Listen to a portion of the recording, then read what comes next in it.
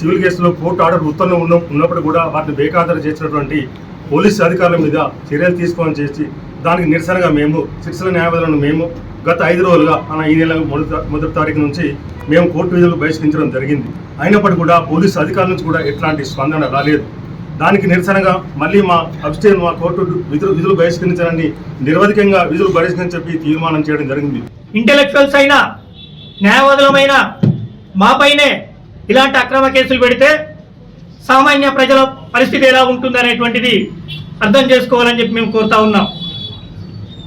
కాబట్టి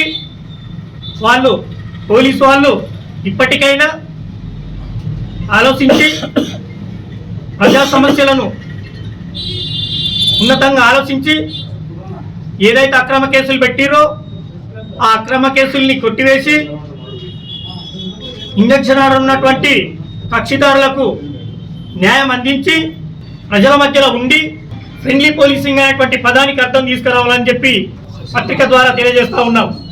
న్యాయస్థానాలు ఇచ్చినటువంటి ఉత్తర్వులను బేఖాతరు చేస్తూ రాజన్న సిరిసిల్ల జిల్లా పోలీసులు ఏకపక్షంగా వ్యవహరిస్తున్నటువంటి వాటిని ఖండిస్తూ ఈరోజు రాజన్న సిరిసిల్ల జిల్లా న్యాయవాదుల సంఘం పరంగా 1వ తారీఖు నుండి నిరవధికంగా మేము నిరసన కార్యక్రమం తెలపడం జరుగుతుంది.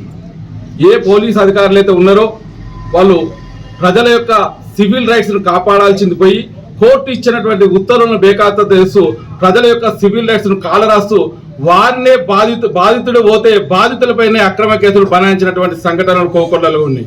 దీని మీద ఎస్పీ గారిని సంప్రదించి వాస్తవాలు తెలియజేసే కోణంలో ఎస్పీ గారిని కలవడానికి వెళ్తే ఎస్పీ గారు అపాయింట్మెంట్ ఇవ్వలేడు అనే విషయం చాలా శోచనీయమైన విషయం. న్యాయస్థానంలో ఒక గౌరవప్రదమైన వృత్తిలో ఉన్నటువంటి మేము ఈరోజు రోడ్డు మీదకి రావాల్సి వచ్చిందంటే కేవలం ప్రజల గురించి ప్రజల యొక్క సివిల్ రైట్స్ గురించి అని ఈ సందర్భంగా తెలియజేస్తున్నాం. మేము చేస్తున్నటువంటి ఈ కార్యక్రమాలకు 1వ తారీఖు నుండి నిరసన కార్యక్రమం తెలియజేసుకుంటూ నిరవధికంగా ఈ కార్యక్రమాన్ని కొనసాగిస్తున్నాం. ఇప్పటికైనా పోలీసు అధికారులు స్పందించి ఏ కేసుల్లో అక్రమ కేసులు జరిగినాయో విచారణకు సిద్ధమైతే మేము ప్రజల సమక్షంలో కూడా దీన్ని విచారణ చేయడానికి సిద్ధంగా ఉన్నామని తెలియజేస్తున్నాం. దయచేసి పోలీసు అధికారులు ఇప్పటికైనా ప్రజల యొక్క హక్కులను కాపాడాలి తప్ప ప్రజల హక్కులను కాలరాసే విధంగా ప్రవర్తిస్తే న్యాయవాదుల సంఘం ఎట్టి పరిస్థితుల్లో ఊరుకోదు.